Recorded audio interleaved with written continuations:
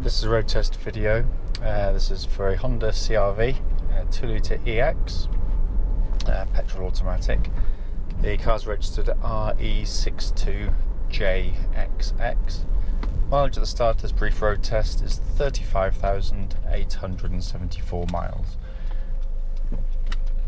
The reason we do these road tests, as I say in all our videos, is basically we're now selling to customers from all over the near continent and the extremes of the UK, and we just want people to see the cars in operation prior to coming to see us, so you can see that we're selling the real deal. It's the cars that are advertised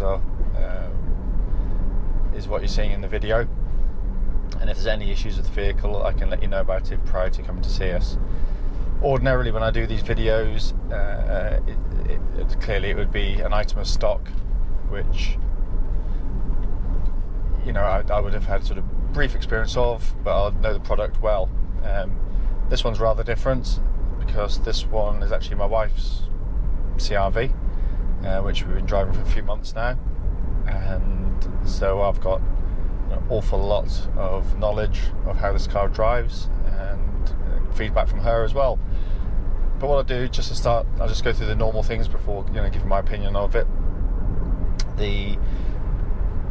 Obviously, it's a relatively young car, with hardly any miles on it, and to all intents and purposes, it drives like brand spanking new. Engine is beautifully smooth. They've clearly refined it from the last generation CR-V, which was already a quiet car, but they've made this one, they've isolated engine noise even better.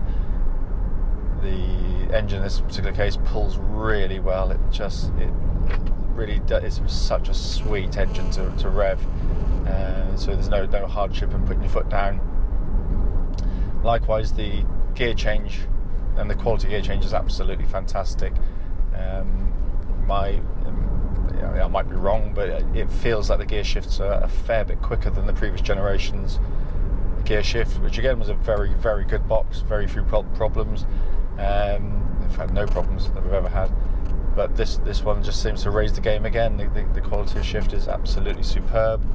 Maintains the features that the last one had, like grade logic and that kind of stuff. But this one does also incorporate these little paddles on the steering wheel, which I love, because it's not. Don't think of it as just you drive along in manual mode the whole time, which I suppose you could do. But the reality is, it's for those situations where you want to control the gear you're in, because cars and automatics don't have eyes, they can't see ahead to what you're wanting to do. So if you're wanting to exit a roundabout, but you're going to need lower gear, you can get that gear ready. But more commonly, obviously, if you're overtaking a car, then you can hold it in gear whilst you're overtaking the vehicle, so it doesn't suddenly sort of change up halfway through it, leaving you sort of stranded halfway around. But it all works beautifully in the car. In fact, everything does. The steering of the car tracks absolutely bullet straight. There's no vibration or wheel wobble at all at speed. The wheels are in good balance in that sense, and again, not a hint of wear. Incredibly direct steering, quite a bit quicker in terms of its response compared to the previous generation one. Smaller diameter steering wheel, which I quite like. It's much more kind of sporty feel to it. The car corners flatter than the last generation as well. The ride's really good. It is definitely irons out the sharper ridges better than the last one as well.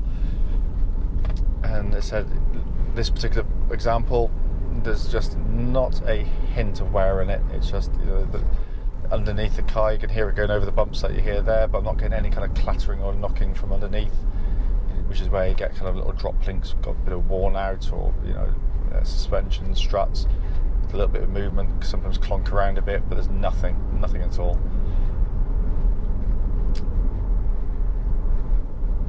As I drive along, and I'll obviously get up to higher speeds, and having done a lot of miles recently in the car, I know that all the seals are in very good order, and there's nothing damaged. So there's no kind of wind hiss or intrusion coming into the car that shouldn't be there.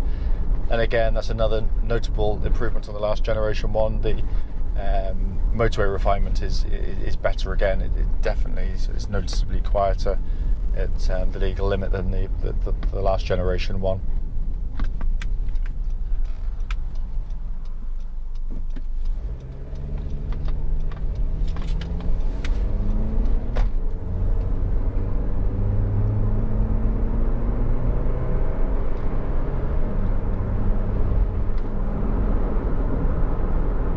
It's very, very, very smooth.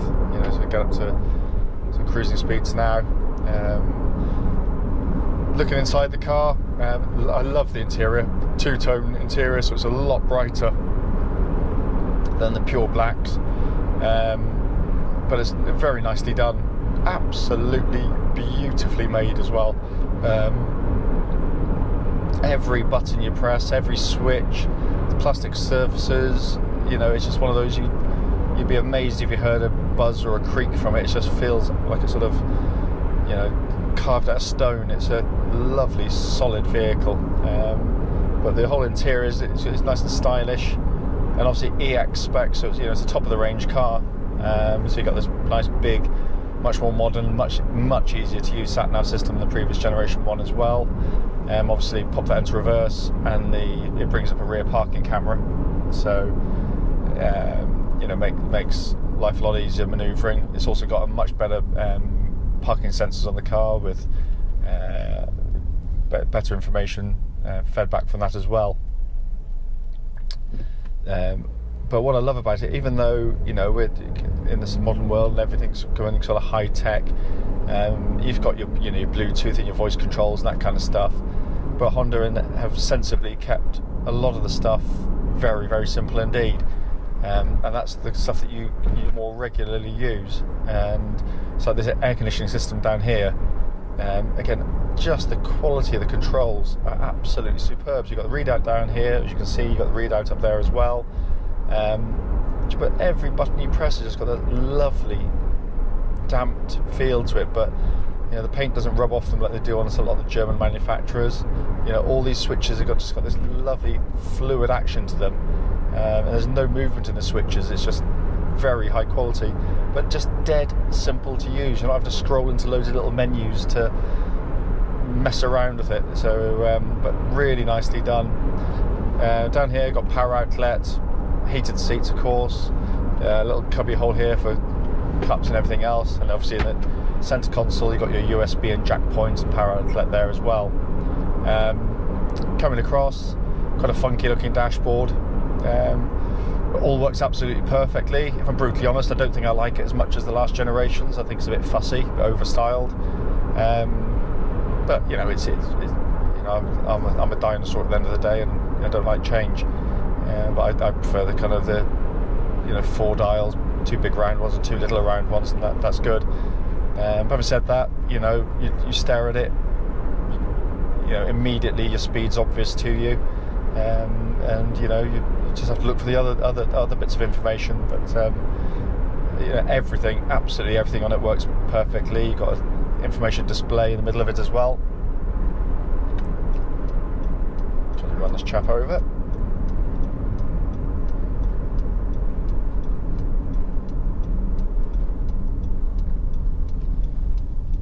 Brakes on the car completely judder free.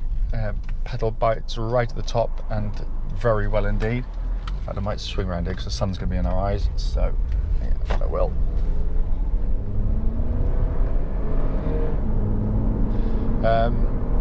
Auto lights, auto wipers, and then you've got obviously multi-function steering wheel. So on this one here, you've got source of the information display up here, so I can scroll through different things. Audio's off now, but it would scroll through to find, you know, CD if you've got your iPhone connected or whatever device, you know, with your downloaded music.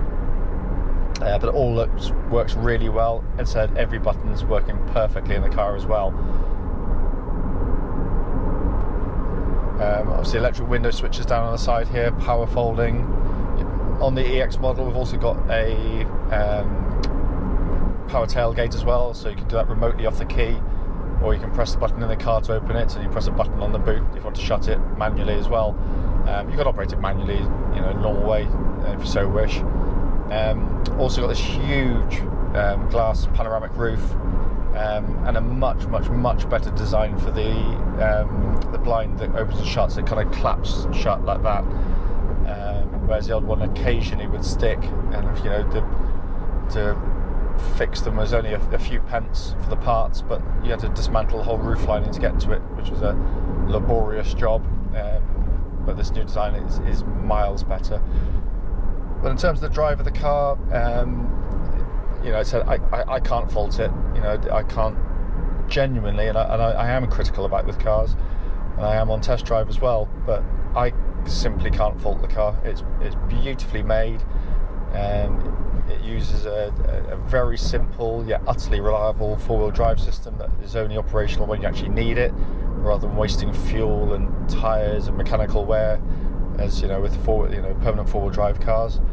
But it's just a really lovely place to sit and drive, and it feels much more car-like than the last CR-V. You feel as though you kind of sat in the car a bit more. You can get comfortable very easily. You know, steering rake and adjustments on there. The seats are now electric, but also you've got memory setting on there, which you didn't have on the last generation CR-V. So that's quite a nice feature. And there's loads of other features. You know, it is a huge specification car, and one we've thoroughly enjoyed driving and owning, actually. And we'll certainly get another one when this one's sold. But the purpose of this video clearly is just to show the car in operation. And you know, I can't think of anything. There will be, but I can't think of anything off the top of my head that I've missed on the video thus far. But if I have, I apologise. You know, don't hesitate. Do give us a call. But I can assure you that if you're coming to see the car, and you know, should a test drive be offered, then you'll be driving a car that drives exactly as I've said, and you will not be disappointed.